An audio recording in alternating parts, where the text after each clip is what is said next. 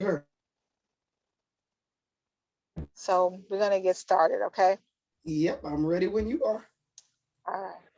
Let me see. Here we So, hello, everybody. I am Dr. Cassandra Bradford, and you're watching Business First with me, Dr. Cassandra Bradford. And I have my special guest here again for the second time, Cassandra Bradford. Cassandra, tell everybody who you are and why you're back again. I had to have you come back because, girl, you were dropping nuggets the last time we did this podcast, and I couldn't keep up. So if I couldn't keep up, I know my viewership couldn't do it either. So it is a plum pleasure to have you on the podcast again.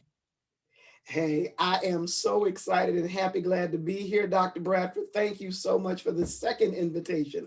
And from the way you're talking, I guess not too many people get to come back a second time. So I feel especially honored. I feel doubly honored. Hey, everybody.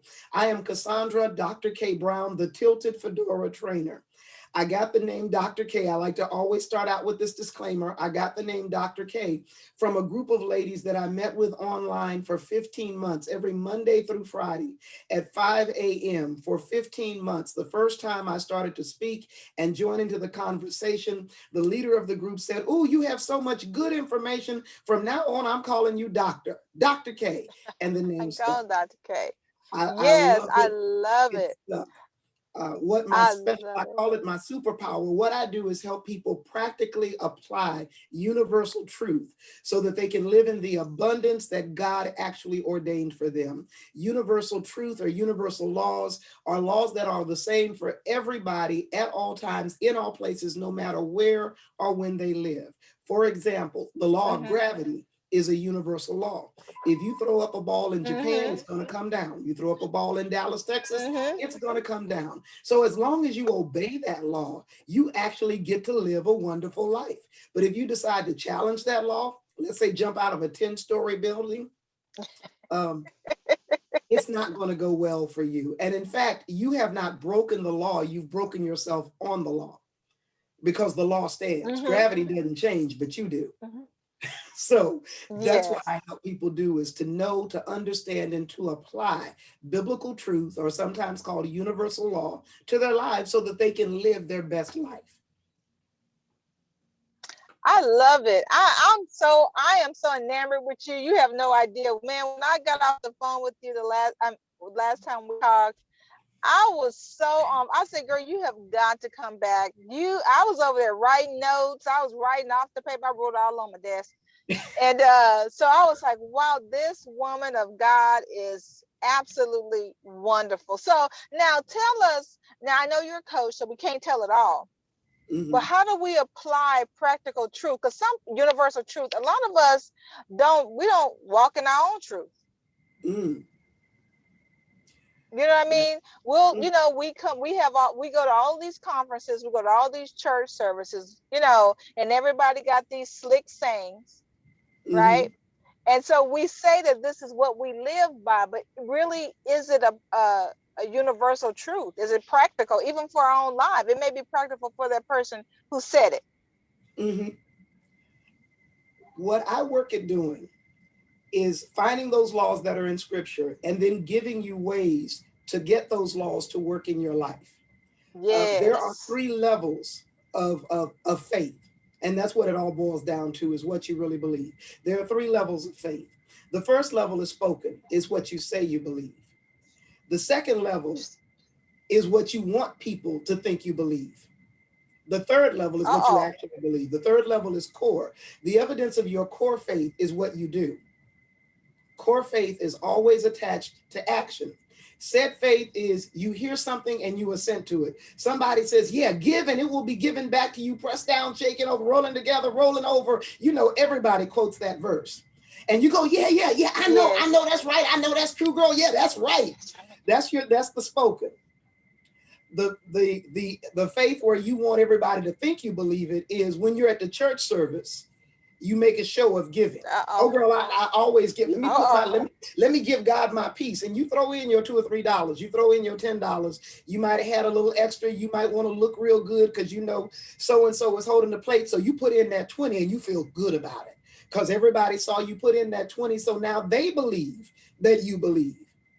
But the truth is, when you're given an opportunity to give and you keep the money in your pocket and because nobody sees it, that's the truth. You really don't believe giving and it will be given back to you. When you're struggling and you've got, Lord, I got $1 or $2 left, but I feel oppressed from the spirit to give this $2 to this homeless person.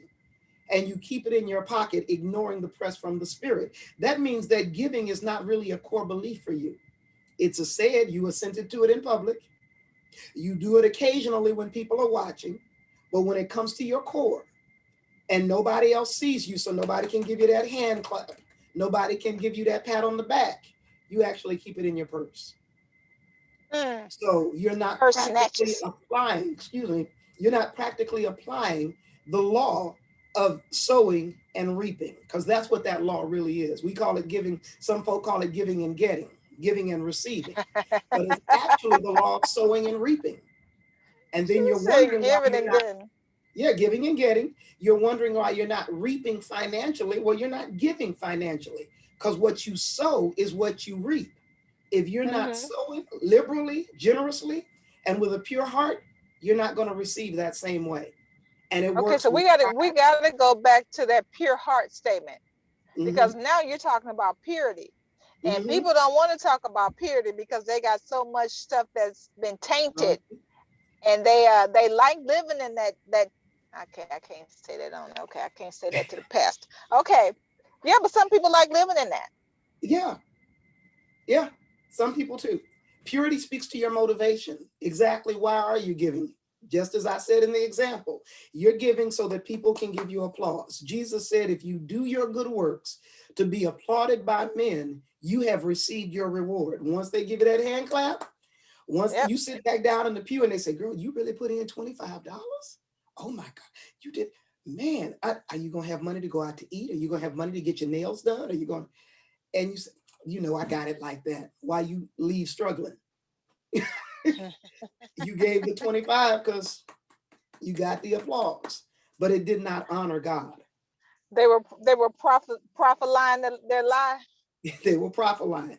And you go and you stand in these lines, and these people tell you, if you give, you give me $100, God is going to bless you back with 1,000-fold. Well, you gave the $100 to get the $1,000. Well, you know what, Dr. K, this is when you really, two things I think, and I know you can speak on this. Number one, you got to know God for yourself. Mm-hmm. You got to know how to hear God for yourself. It is And a then you got personal to know relationship. when to put things on the shelf when stuff has been prophesied or prophesied to you and Mm-hmm. tested by the Spirit. Now I know you Thank you. can probably elaborate on that. Yes. I have told people, and I believe this, that God reveals and man confirms.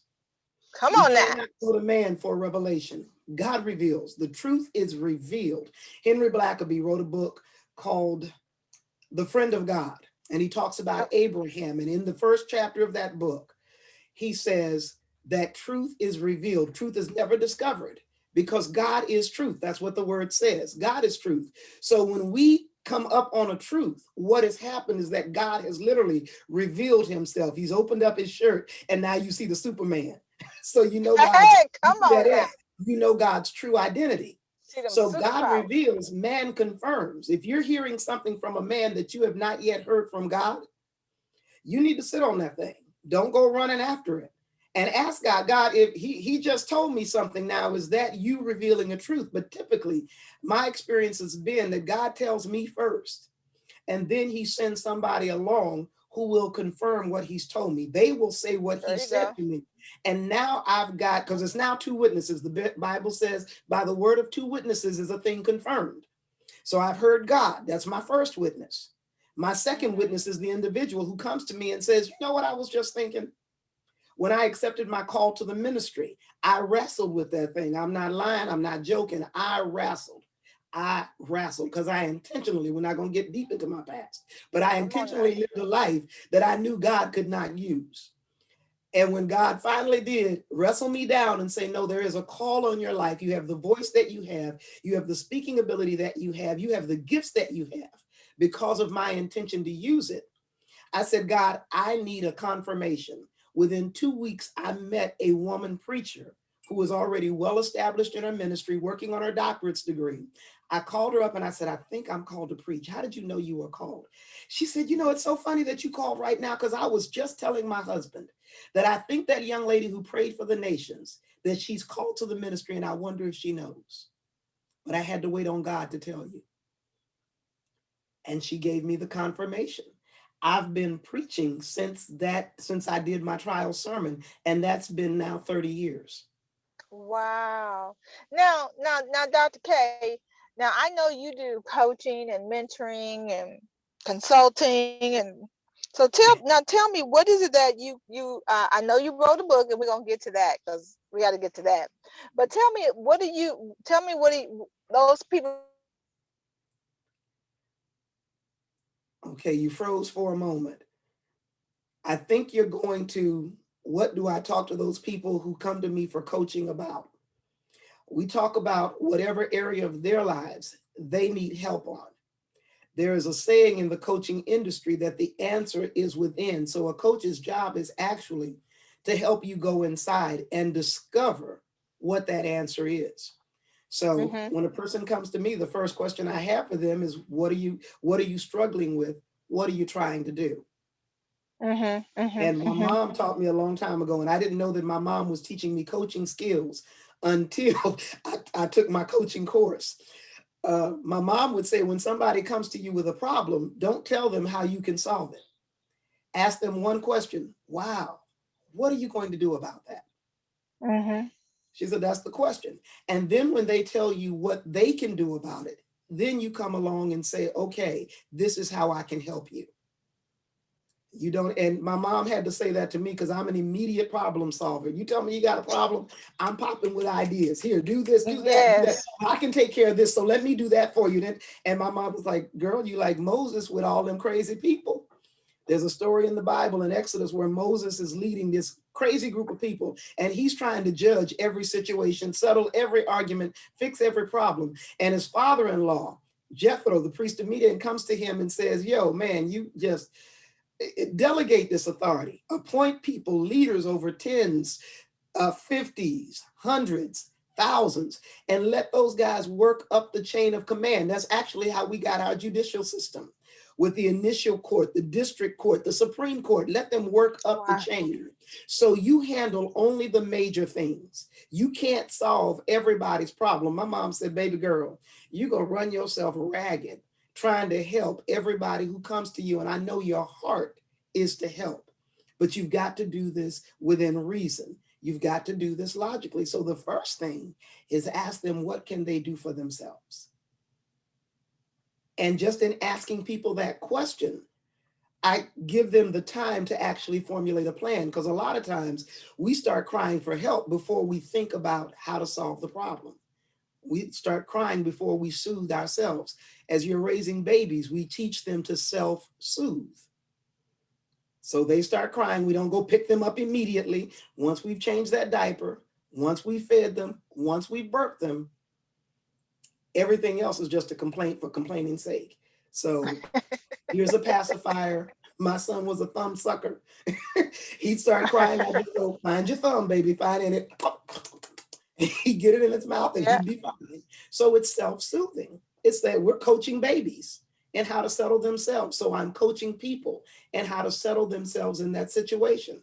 Let's talk about this. What can you do? It's deductive reasoning. What do you have? What's in your hand? And I can relate everything to the Bible. This is what I do. There's a story in the Bible where a woman goes to the prophet and she says to him, my husband is dead. You know he was a good man. And now the creditors are coming because he left us penniless. The creditors are coming to take my house and to take my sons into slavery. So to repay the debt. And he asked her a key question. What do you have in your house? What do you already have that you can work with? That's what a coach does. What do you already have that you can work with? How can we use this? Now, when they get stuck, but we've examined what they have, we've examined what they can do with it. Now I can come along and say, have you considered? Have you thought about? I don't say do this. I don't say do that. It's have you thought about? I'm giving now a new perspective. another way to see that situation. Because in the middle of it, I can't see it. Les Brown says you can't see yourself when you're in the frame. You can't see you in Come the on. picture when you're Ooh, in I the frame. like that. So a coach helps take the person out of the picture so that they can now get out of the frame and examine it from this view instead of from this view. That's Because it's good. I like totally that. different from here than it is in here. And that's what the coach does. I bring you out of that picture, out of that hole, so that you can get a good look at it. Now you know what you've got, what resources are available to you, how to use those resources, and you can walk away with a plan. Then the coach also works as an accountability partner. We have a check-in.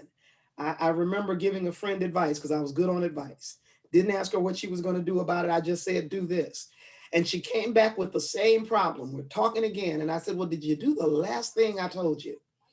She said, no, I haven't done that yet. I said, then I have no more ideas for you. She was crushed because back then I didn't try to be nice in the way I said it. I just said, I have no more ideas for you. I don't know that the first one didn't work. Well, Why am I going to waste my time giving you sometimes, a new Dr. idea? K, we know when we're, especially when we're led by the Spirit, when to use tough love because God did it. He did it with Aaron and Miriam and Moses when he Come called them on. into the temple. So don't get me started. He You had know to your use a word. little Come tough on, love. preach. He had to use a little. Yeah. He's like, hold on, you two been talking about my favorite Moses. Yeah. Yeah, Yeah. but see, he also said, see, Aaron and Miriam, y'all see visions and dreams. I speak to Moses face to Come on. face. Come on. Like a So man speaks to a friend. there's no innuendos. There's no, was that really God? He said, no, I speak to Moses Yeah. directly. You hear me in visions and dreams. He said, so I heard both of y'all. Come So on. now, don't get me started. Okay, it Come ain't on. about me. Don't. Hey, I'm about to we start. about to go in. We about to go in. Come on. Come on. He said, there's no hidden Man, messages with Moses. I tell Moses straight up, this is what I want. This is how it's right, done. With y'all right, got to figure it out and interpret it right. and So wait on the interpretation. when Moses fall, he know he gonna fall. He gonna get it directly from me. But Mm-hmm. but you also know that God is a jealous God over those he loves Yes. and those he chooses. So we got to be careful. And I was having a conversation, Dr. K, with a lady yesterday. When when people tell me they the boss, I'm the Mm-hmm. boss. I'm the boss. I'm like, well, I ain't the boss. Let me explain to you. I have a boss. His Mm-hmm. name is Jesus. So guess what? If when the boss told me to start this business, he also told me how to run it. And Come then he on. gave me the word to confirm it, which is all in Proverbs. So when Mm-hmm. God tells me I got to be at the office by 8 o'clock, I got to be at the office by 8 o'clock. I'm not the boss. Mm-hmm. I don't run anything. He gives you your I'm his time slot. servant. Yeah, he gave it to me. So I need you there. Just like when you worked for AAA Insurance, when you worked for all of these attorneys, Mm-hmm. you were there when they told you. Now Mm-hmm. you obeyed them. Who am I to you? I said, my boss. Come on. So that's who I report to. So I Come am on. not the boss. Hey, I am not the every boss. I am the least of them. every Christian business person has a board of directors, the Father, the Son, and Come, the Holy ooh, Spirit. They handle, and every decision ought to go through them, go to the board. Somebody says, let's sign this contract, let's do this deal, go to the board and tell them I need to go to the board. yeah. You need, I got to talk to my board of I thought directors. you were a sole proprietor. I thought you were a single owner LLC. I still You have a thought board. wrong. You I doggone still right. have a You board. thought wrong. And I need Yes, to go into the girl. room, into the boardroom, and have a conversation. That is so real. That Now is so y'all real. see where I got Dr. K back on this phone. She about to preach me happy. I'm over here trying to drive to San Antonio. I'm about to jump out this car and run around this parking lot 3 times. Y'all better be I careful. told you we were ready to go to church. You're going into the word. See, that's why I do what I do, because the Bible is so applicable. When I hear motivational speakers, all of them, their key points come from the Bible. I can take scriptures and they just don't give the Bible credit. They just say, well, this is a law. I tell people, no, this is a truth. And it holds true. It does not change. It is for everybody, everywhere, all people at all times, at all places.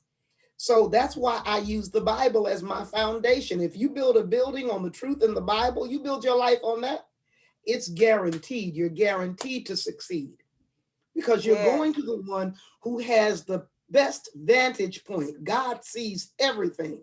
When I do a Bible study on Thursday nights on Facebook called Connecting the Dots in Scripture to See the Image of God. And last night I talked about the fact that Hebrews chapter 4, verse 13, it's either 13 or 14, but it says there is nothing hidden from God. Everything is laid open, naked and defenseless before him, and we all have to answer to him. I explained that as having the helicopter view from like one of the crime scenes where, you know, they're chasing the bad guy and the helicopter is up in the sky and he's telling them which way the guy is going and giving them the directions. He's got a view where he can see everything. So even though the guy is hidden on the ground, he's very, very visible from the air. That's what God has. So when we partner with God, when we allow him to be our board of directors, he's got that view from here, that panoramic view. And he's the one who's able to say, yeah, there's a pothole. You need to get into the right lane because there's a pothole in the left. Girl, You now need to you take know this you right just turn because said there's a you traffic jam up the road. He better than is GPS. girl that now you know that'll sit that right there will preach. Is your life in panoramic view? Honey, Come on, is your business in a panoramic view? panoramic view. Oh, don't get me started. Are I'm you trying to seeing hold down my the road? mule. I'm trying to hold my mule over here, Dr. K. You got me over here. I'm jumping up and down in the seat. I'm about to wear out the shocks on my car. But listen, I know we only got a few minutes left, and I gotta hit your book. We gotta talk Bless it. about your book. We got Bless to it. talk about your book. The book is Moving Beyond Betrayal, Help Getting Past What You May Never Get Over. It's based on the life of Leah. Leah was the first wife of a gentleman named Jacob, but he did not love her. She Yeah. chronicles her journey in the names of her sons, and the story is recorded in Genesis. I believe it starts around chapter 26 and goes through like chapter 31 or 32. It's one of the longer stories in the Bible.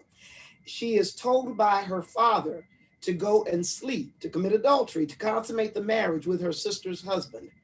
And for me, that started the ball in her life to rolling. It starts with a betrayal. Now, what got you last time was the names of her sons, because she chronicles the journey in the names of her sons. The first son's name translated means afflicted. The second son's name means miserable. So she describes her life as she names her children, I'm miserable, I'm afflicted, and then she says, I'm unloved, I'm unattached, and I want to be loved, I want to be attached. How much does that sound like so many of us? But she Mm-hmm. turns a corner when she names her fourth son. Her fourth son is the name that everybody knows. It's Judah. And we all know Judah means praise, but Judah means more than praise. Judah means this time I will praise. Mm-hmm. So Leah, in essence, comes to the same situation with a different response. And when she responds to the situation differently, her entire life changes. The Mm-hmm. next son's name means fortunate. The son after that is happy. The son after him is rewarded. The son after him is respected. And then she has a baby girl and she names the baby girl Dinah. Dinah means vindicated. So everything she wanted, she got, but she had to change how she responded to her situation. So this book is actually the first in a series of books. It talks specifically about dealing with betrayal. How do you deal with that thing? How do you get past that thing that you may never get over? The title comes from a time in my life when I lost a baby at 5 months. A miscarriage is a horrible experience. And the lady who was very dear to me because she had her own agenda and wanted me to do some things for her, she just said, get over it, get over it. You're young, you can have more children. And what she did really was say, don't give this event in your life the weight that it deserves. Don't acknowledge its impact. Act like it didn't happen. Mm-hmm. Can't do that.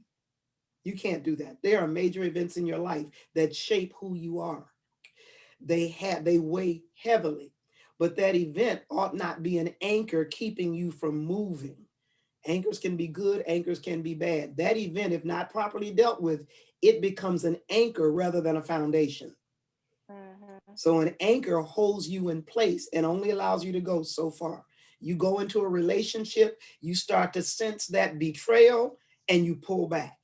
You don't allow Mm-hmm. yourself to experience the love that's in this new relationship because this old one is holding you hostage. You Wow. try to go for a promotion on your job. And the last promotion, which the boss promised you, it went to somebody that you know didn't deserve it. So now you resign yourself to that lower level because you don't want to try to go up to something else because you might get hit and knocked back down. That moment has become an anchor and it is Man. stopping you. It is creating a circumference for your movement, and you're not able to increase, you're not able to expand, you're not able to elevate. Those are the words God gave me for this year. In Mm-hmm. 2021, I said, God, what are my words for this year? What is my prayer focus for the year? What is my activity focus? He said, increase, expansion, and elevation. Well, when you have that betrayal that you have not dealt with, you cannot increase, you cannot expand, you cannot elevate.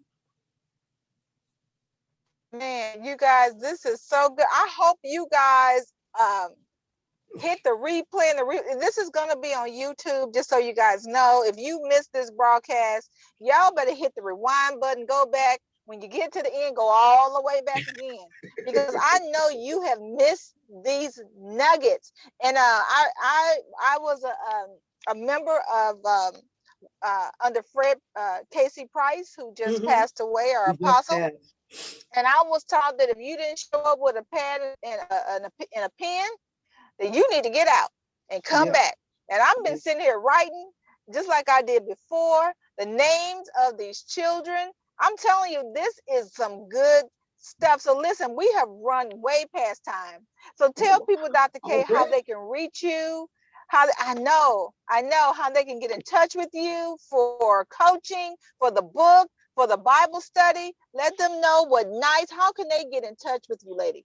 You can get in touch with me by emailing Dr. K, and doctor is all spelled out, Dr. K at thetiltedfedoratrainer.net. And you see it in the Zoom. If your Zoom screen is large enough, my name is written out completely.